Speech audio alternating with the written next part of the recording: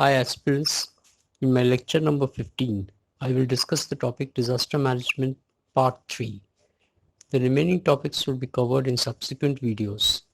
This lecture will cover National Disaster Management Authority, National Elected Committee, State Disaster Management Authority, State Elected Committee, District level institutions, community level initiatives.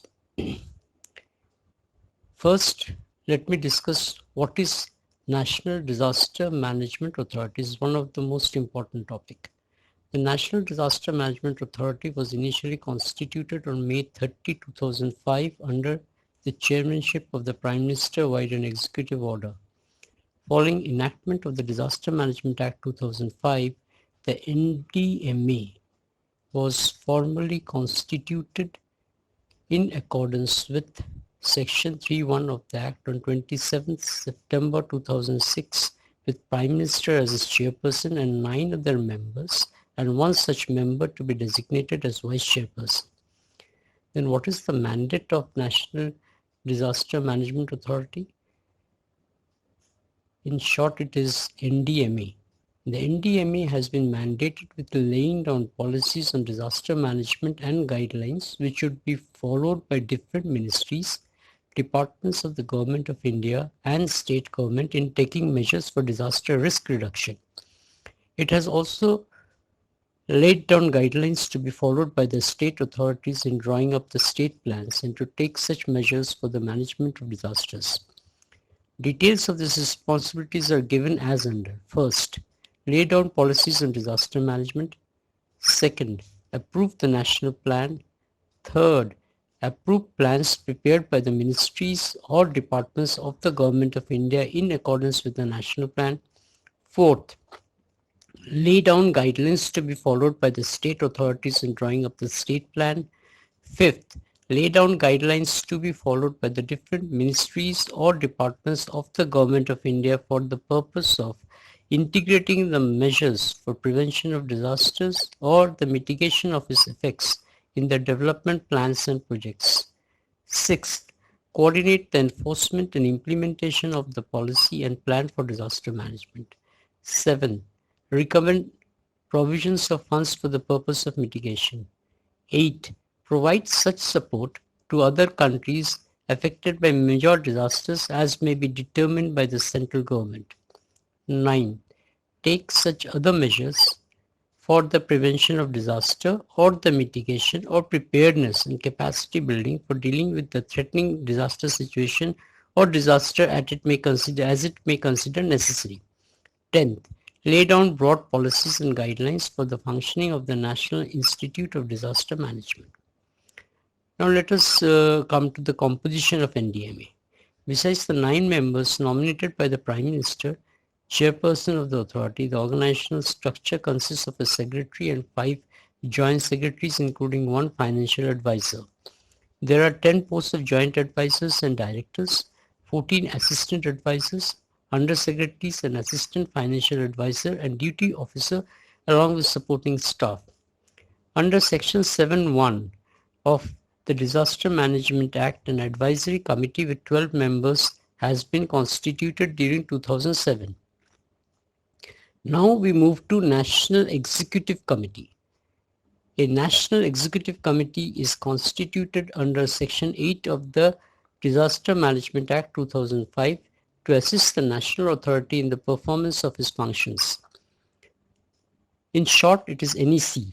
NEC consists of Home Secretary as its chairperson, ex officio with other secretaries to the Government of India in the ministries or departments having administrative control of the agriculture, atomic energy, defense, drinking water supply, environment and forest, finance, expenditure, health, power, rural development, science and technology, space, telecommunication, urban development and water resources. The Chief of the Integrated Defense Staff of the Chiefs of the Staff Committee, ex officio, is also its members.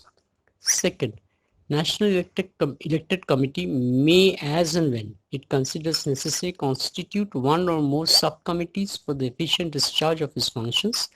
For the conduct of NEC, Disaster Management National Executive Committee 2006 has been issued, which may be visited at www.mha.nic.in.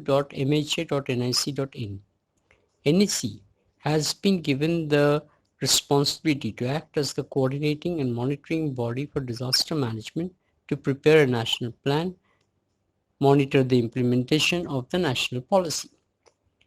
At the state level, we have the State Disaster Management Authority. The DM Act 2005 provides for constitution of a State Disaster Management Authority and District Disaster Management Authority in all the states and union territories. As per the information received from the states and union territories, except Gujarat and Daman and Diu, all the rest have constituted SDMAs under the DM Act 2005. Gujarat is the only exception. Gujarat has constituted its SDMA under its Gujarat State Disaster Management Act 2003. Daman and Diu have also established SDMAs prior to enactment of DM Act, that is Disaster Management Act 2005. Now we move to the State Executive Committee. The Act envisages establishment of a State Executive Committee under Section 20 of the Act to be headed by Chief Secretary of the State Government with 4 other secretaries of such departments as the state government may think fit. It has the responsibility for coordinating and monitoring the implementation of the national policy, the national plan and the state plan. Now we move on to district level institutions. First is the District Disaster Management Authority.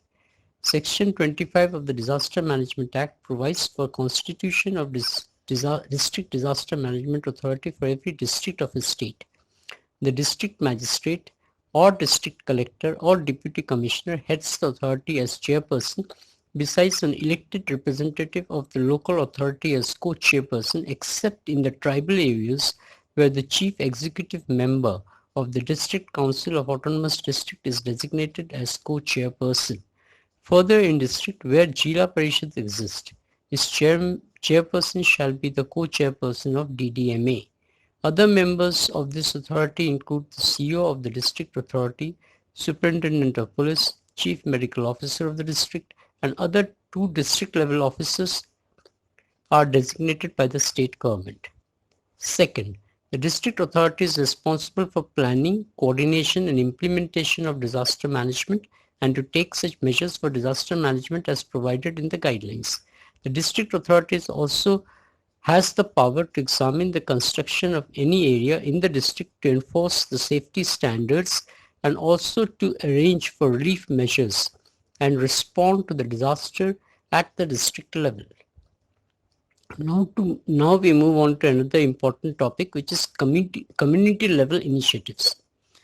The goal of any disaster management initiative is to build a disaster resistant or resilient community equipped with safer living and sustainable livelihoods to serve its own development purposes. The community is also the first responder in any disaster situation, thereby emphasizing the need for community-level initiatives in managing disasters. To encourage such initiatives, the following are required. First, creating awareness through disaster education and training and information dissemination are necessary steps for empowering the community to cope with disasters. I'm just repeating it. Creating awareness through disaster education and training and information dissemination are necessary steps for empowering the community to cope with disasters. Second, community-based approach followed by most NGOs and community-based organizations should be incorporated in the disaster management systems as an effective instrument of community participation. Third, within a vulnerable community, there exist groups that are more vulnerable, like women and children, aged and infirm, and physically challenged people who need special care and attention, especially during disaster situations. Efforts are required for identifying such vulnerable groups and providing special assistance in terms of evacuation, relief, aid and medical attention to them in disaster situations. Fourth, management of disasters should therefore be an interface between a community effort to mitigate and prevent disasters as also an effort from the government machinery to buttress and support popular initiatives. That is all for now. Before I sign off, do tune in for our next videos. Please share this video with your friends and subscribe to this channel in large numbers. We request you all to enroll for UPSC Mains Examination GS Papers 2021 and Prelim Comes Mains Examination 2022. We really appreciate your encouragement and constructive suggestions. Thanks.